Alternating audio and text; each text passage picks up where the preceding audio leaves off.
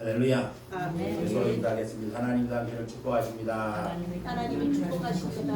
하나님이 축복하십니다. 하나님이 축복하십니다.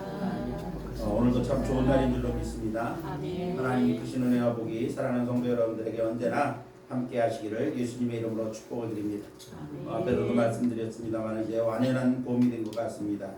그러나 오늘 기점으로 해서 화요일까지는 이 봄을 시샘하는 꽃된 추위가 있을 것이라는 예보가 있었습니다. 이번 겨울의 마지막 추위인 듯한데 끝까지 건강관리 잘 하셔서 건강하게 그리고 따뜻한 봄을 맞이하실 수 있기를 예수님의 이름으로 축복을 드립니다. 어떤 미국 사람이 프랑스에 관광을 갔다가 어느 꼴통품 가게에 잠시 들려 구경을 하다가 진주 목걸이 하나를 발견하게 됩니다. 오래되고 낡은 것이라서 이미 색깔도 다 바랬지만 진주 목걸이에 장식되어 있는 그 장식이 그의 눈길을 사로잡았습니다. 그래서 그는 고민 끝에 이 진주 목걸이를 $500를 주고 샀습니다. 그리고 진주 목걸이를 한참 집에 가지고 와서 한참 동안 보관해 두었다가 어느 날 이제 현금이 필요한 일이 있어서 이런저런 궁리를 하다가 이 보석 상자에 담겨져 있던 이 $500 주고 산 진주 목걸이를 팔려고 그것을 가지고 이제 이 가게를 갔습니다.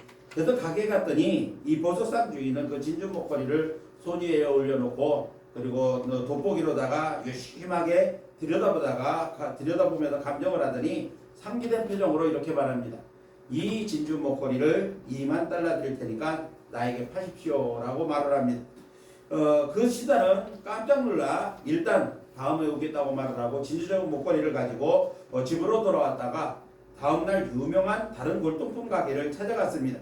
그런데 골동품 가게 주인 역시 그것을 두꺼운 돋보기 안경으로 자세하게 한참 동안 감정을 하더니 주변에 있던 직원들과 수근수근하는 것이었습니다.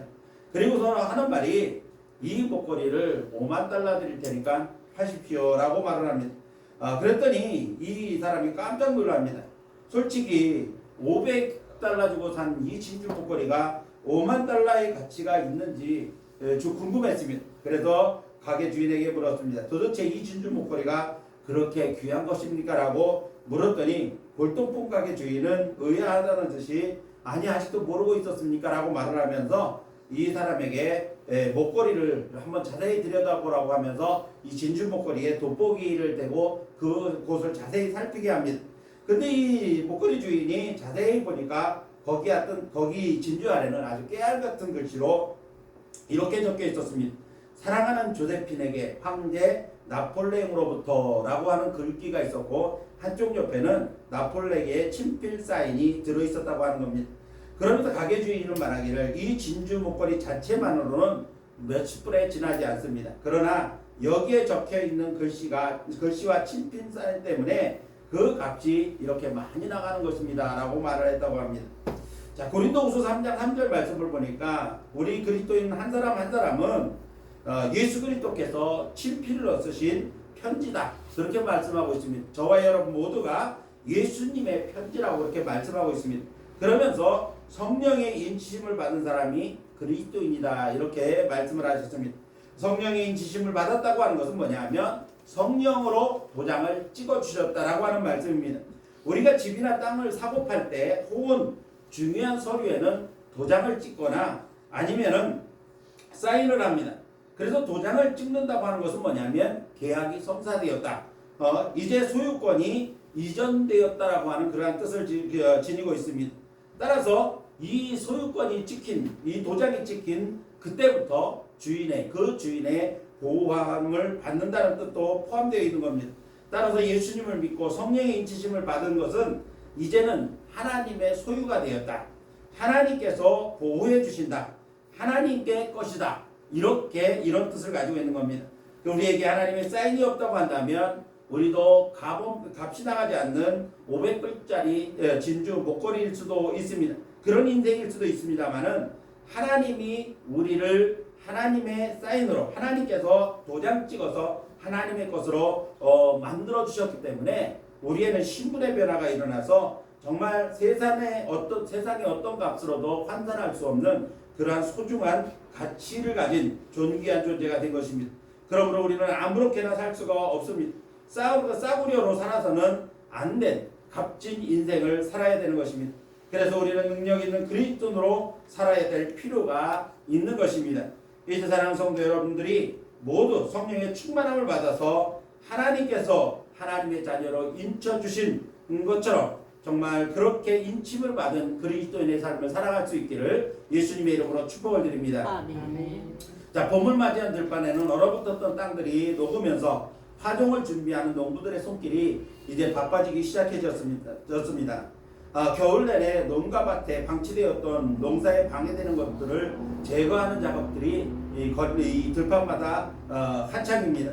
땅속에 깊이 숨어있던 그러한 이 해충들도 따뜻한 날씨에 밖으로 이제 설설 기어나오는 때가 되었습니다. 그래서 농촌에서는 이때 이 유충들을 태우기 위해서 없애기 위해서 태우는 작업들을 하게 됩니다. 그러다 보니까 들판 여기저기에서 모락모락 피어오르는 연기들을 우리가 쉽게 볼 수가 있습니다. 그러다가 순간의 실수로 산불을 내는 위험한 순간을 초래하기도 합니다. 지금이 1년 중에 가장 건조한 날씨가 심한 그런 때이기 때문에 우리는 조심을 해야 됩니다. 우리는 3월 들어 계속해서 씨 뿌리는 비유를 통해서 4가지 밭들을 통해 그 비유 속에 감추어진 교훈들을 배우면서 함께 은혜를 나누고 있습니다. 씨 뿌리는 비유의 결론은 뭐냐면 좋은 땅이 되어 풍성한 열매를 맺는 그리스도인의 삶을 살아야 된다. 이것이 바로 이 주제입니다. 그래서 의식적인 교만과 독선 그리고 무의식적인 무지와 태만으로 길가와 같이 굳어버린 마음밭이나 종교적 목적의 신앙이나 육신의 안일과 성공지향적인 뿌리가 깊지 못한 돌밭과 같은 마음밭을 우리가 회개의 눈물로 그리고 인내와 결단으로 땅을 갈아엎어서 부드럽게 만들어야 한다. 그래서 옥토로 만들어야 된다라고 하는 것을 지난주까지 말씀을 드렸습니다. 오늘은 이 4가지 마음밭 중에서 3번째 마음밭인 가시떨기 밭에 떨어진 씨앗, 곧 잡초가 무성한 밭에 떨어진 씨앗의 비유가 주는 교훈을 우리가 함께 말씀으로 나누려고 하는 겁니다. 씨 뿌리는 비유의 3번째 밭은 가시떨기로 대변된 이 잡초가 무성한 밭입니다. 농사에 있어서 가장 큰 적이 2가지가 있는데 그것은 바로 병충해와 잡초와의 싸움이라고 할 수가 있습니다. 그런데 병충해를 방지하는 다양한 좋은 약들이 요즘은 많이 개발되어 있습니다. 그래서 병충해를 방지하는 것은 그렇게 크게 어렵지가 않습니다. 그런데 잡초를 제거하는 일은 순수한 사람의 수고가 필요한 일입니다. 그래서 여간 어려운 일이 아닐 수가 없습니다. 잡초를 제거하는 약이 있기는 하지만은 잡초 제거제를 뿌리면 땅도 함께 망가질 우려가 있기 때문에 함부로 뿌릴 수는 없는 일입니다. 그래서 이랑 사이에 잡초가 나지 않도록 천으로 덮어서 잡초가 날 수 있는 환경을 원천적으로 막아줍니다. 그러나 이런 것들을 할 수 없는 주변은 결국은 사람이 손으로 뽑을 수밖에 없습니다. TV에서 인기리에 방영되는 이 나는 자연인이다라고 하는 프로그램을 보면 이 자연인이 친환경이라고 하는 명목으로 밭에다 야채를 심었다고 하는데 전혀 가꾸지를 않아서 야채가 어디 있는지 이 잡초 사이에 있는 것을 잘 발견하지도 못할 정도로 이렇게 무성한 잡초 가운데 간혹 조금씩 나 있는 야채를 볼 수가 있습니다. 그 야채들을 보면은 제대로 자란 야채는 하나도 없습니다. 거의 먹기가 어려울 정도로 잘 자라지 못한 그러한 이 야채들이 많습니다. 이런 잡초가 무성한 밭, 거기에 떨어진 떨기나무까지 있다고 한다면 이 떨기나무는 억세고 생명력이 강해서 제거하기가 어지간히 어려운 일이 아닐 수가 없습니다. 이런 전제로 오늘 말씀의 주제인 가시밭에 떨어진 씨앗의 비유가 성도들에게 주는 교훈은 어떤 것들이 있는가 오늘 말씀을 통해서 함께 은혜를 나누려고 하는 것입니다. 오늘 말씀을 통해 앞에서 말씀드린 2가지 밭, 곧 길가의 밭과 돌밭과 같은 함께 가시떨기 밭의 상황을 통해서 지금 나의 마음밭은 어떤 상황에 있는가를 한번 살펴보고 좋은 땅을 만들어서 30배, 60배, 100배의 결실을 통해서 정말 하나님께서 우리 가운데 복 주시고 또한 우리의 삶이 하나님을 기쁘시게 할 수 있는 그러한 성도의 삶을 살아갈 수 있는 귀한 결단이 이루어지는 시간이 됐으면 참 좋겠습니다. 아멘. 자, 그렇다고 한다면 가시떨기밭의 교훈은 우리에게 어떤 것들을 주고 있을까요? 첫 번째로 가시밭의 상황을 우리가 먼저 살펴보겠습니다. 앞서 말씀드린 길가의 밭과 돌밭의 상황은 밭 내부에 문제가 있습니다. 그래서 굳어버린 땅, 그리고 돌이 잔뜩 있는 그러한 땅, 이것은 밭 내부적인 문제라는 겁니다. 그렇다고 거기에 반해서 오늘 이 주제인 가시떨기 밭의 문제는 외부적인 문제들이 원인이라고 하는 차이가 있습니다. 물론 자신이 가지고 있는 신앙과 소양의 문제도 있기는 하지만 그런 연약한 믿음의 문제에도 불구하고 이 외부적인 문제들에 의해서 기운이 막혀갖고 성장도 하지 못하고 꽃도 피우지 못하며 결국은 열매를 맺지 못하는 결과를 초래하고 말았다는 것이 오늘 본문의 비유입니다. 자신의 내부적인 문제와 갈등에 의해서가 아니라 주위 환경이나 물질 등의 외부적인 요소가 가져오는 유혹을 극복하지 못하고 주저하며 방황하는 사람의 상태를 의미하는 것이 오늘 본문의 비유라고 하는 겁니다. 즉 가시떨기 밭은 토양 자체는 좋은 땅입니다. 그러나 밭을 손질하거나 가꾸지 않아서 채소나 곡식이 자라는데 함께 잡초가 자라서 또 가시떨기가 자라서 그 기운을 막아버렸다는 겁니다. 그래서 실질적으로 잘 자라야 하는 채소나 곡식은 자라지 못한다고 하는 겁니다. 이것은 순수와 세속이 혼합되어 있는 자아가 분열된 상태를 비유한 말씀이라고 볼 수가 있는 것입니다. 그래서 하나님과 세상의 재물을 겸하여 섬기려는 사람을 말하며 세상의 유혹에 귀를 기울임으로써 복음이나 말씀이 그 안에서 자리를 잘하지 못하고 또 성장도 하지 못해서 결국은 영적인 성장을 이루지 못하는 세속적인 신앙을 일컫는 그러한 비유라고 할 수가 있습니다. 세속적인 신앙은 바로 영적인 성장을 이룰 수도 없고 열매를 맺을 수도 없는 것이 바로 가시떨기밭의 상황인 것입니다. 그렇다고 한다면 가시떨기밭에 이 밭이 된 원인은 무엇일까요? 이처럼 외부적인 힘들이 복음과 말씀의 씨앗이 뿌리를 내리지 못하고 싹을 틔웠지만 자라지 못하도록 그 기운을 막아서 성장도 열매도 맺지 못하도록 하는 그 원인이 무엇인가를 살펴보려고 합니다. 첫 번째로는 세상의 염려입니다.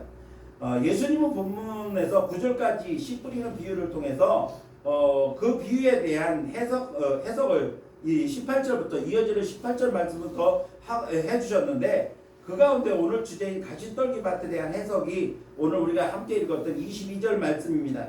가시떨기 밭의 씨앗이 성장을 방해하는 데는 두 가지 요소가 있다. 예수님 그렇게 말씀하십니다. 그 첫 번째가 바로 세상의 염려라는 겁니다. 세상의 염려는 내세의 관심과는 반대되는 개념입니다. 마태복음 6장에 보니까 예수님께서 산상보훈을 말씀하실 때 뭐라고 말씀하신가 하면 너희는 무엇을 먹을까? 무엇을 마실까? 무엇을 입을까? 염려하지 말라는 겁니다. 그러므로 무엇을 먹을까? 무엇을 마실까? 무엇을 입을까? 하는 현세유지의 생각으로 영원한 세계에 대한 관심을 가질 만한 여유와 용기가 없는 상태를 뜻하는 말이 바로 세상의 염려라는 겁니다.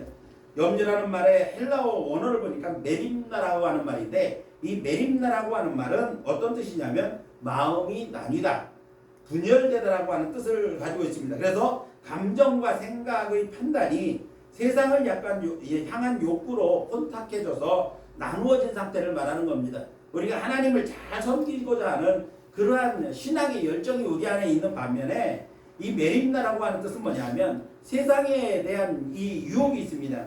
그래서 그 세상에 대한 그러한 유혹 때문에 내 마음이 이 하나님을 향한 순수한 마음과 이 세상을 향한 마음이 혼재되어 있는 겁니다. 그래서 마음이 하나가 되지 못하고 갈라져 있는 상태, 분열되어져 있는 상태를 바로 메림나라고 하는 염려라고 하는 말이 가지고 있는 뜻이라는 겁니다.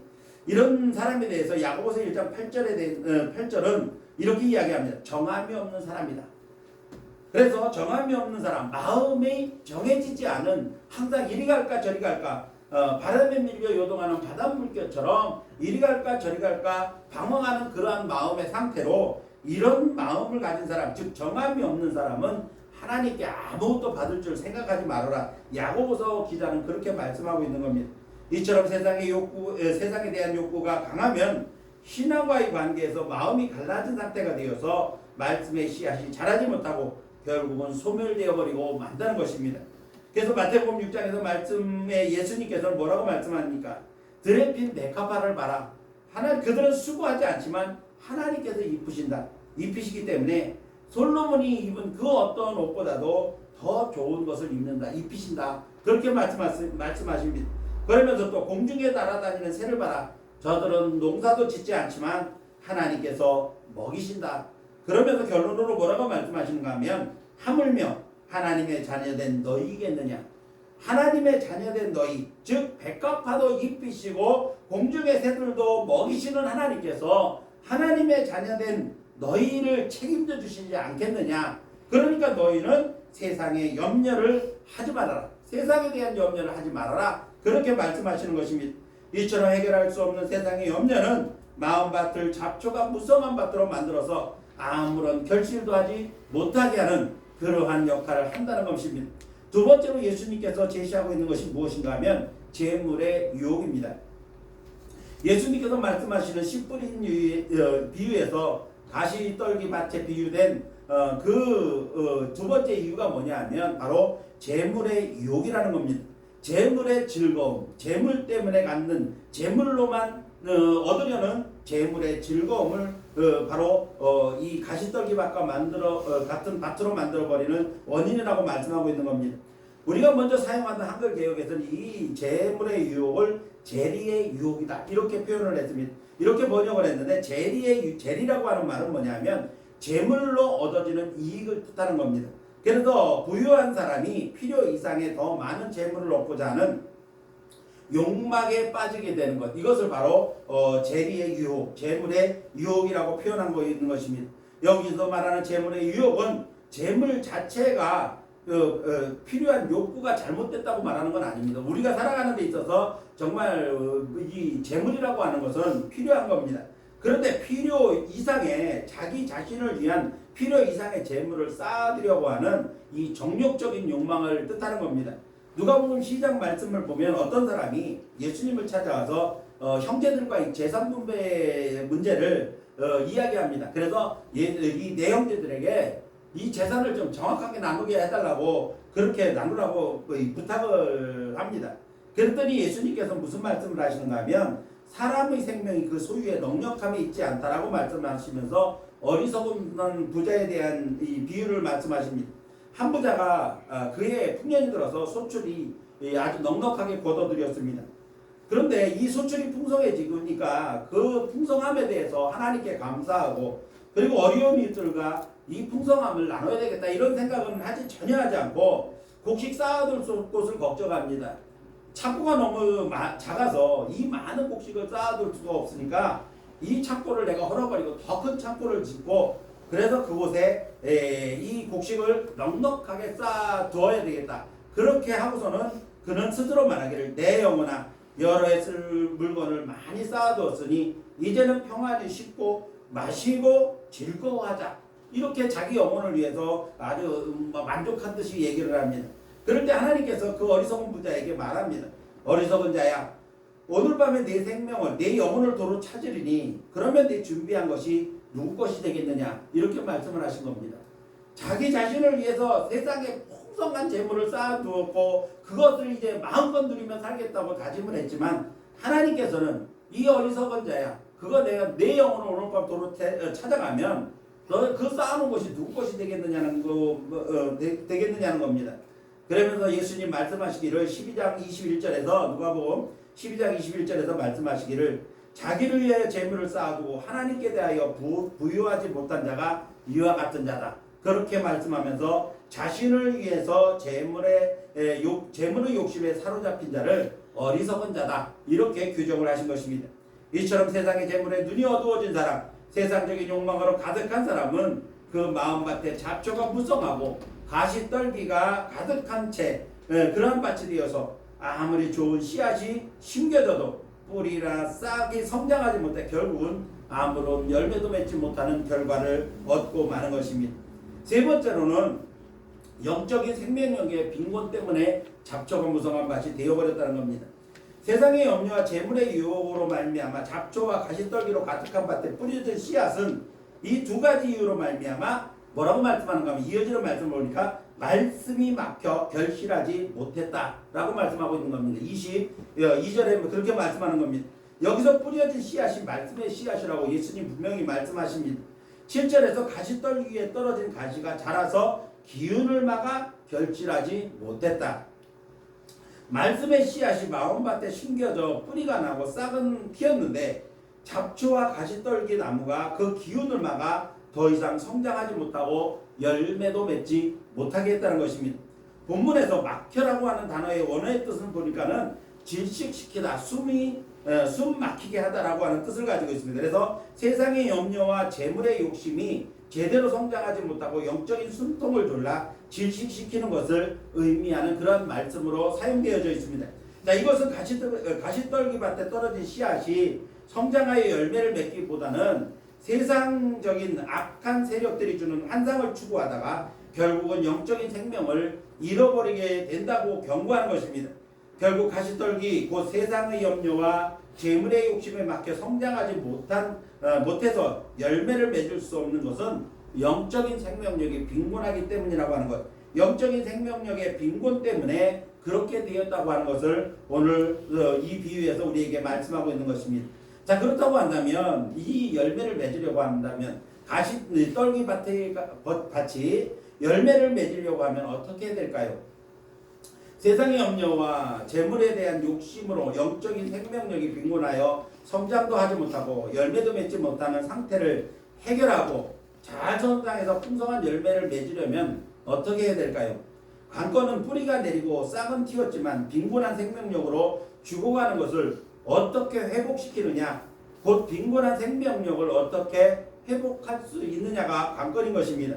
잡초에게 영양분을 빼앗기고 기운이 막혀 자라지 못하는 곡식에 주변의 잡초를 뽑아주면 햇빛이 잘 들게 해주고 또 거름과 수분을 충분하게 공급해주면 죽을 것 같은 싹이 다시 파릇하게 솟아나는 것을 볼 수가 있습니다.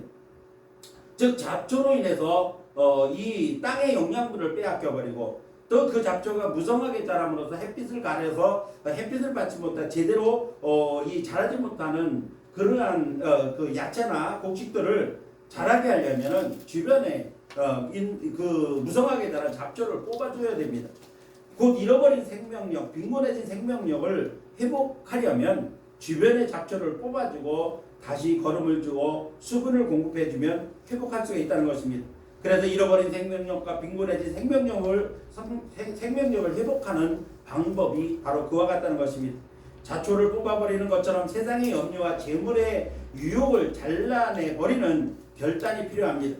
그래서 마태복음 6장에서 예수님은 산상보훈을 통해서 우리에게 그 교훈을 말씀하십니다.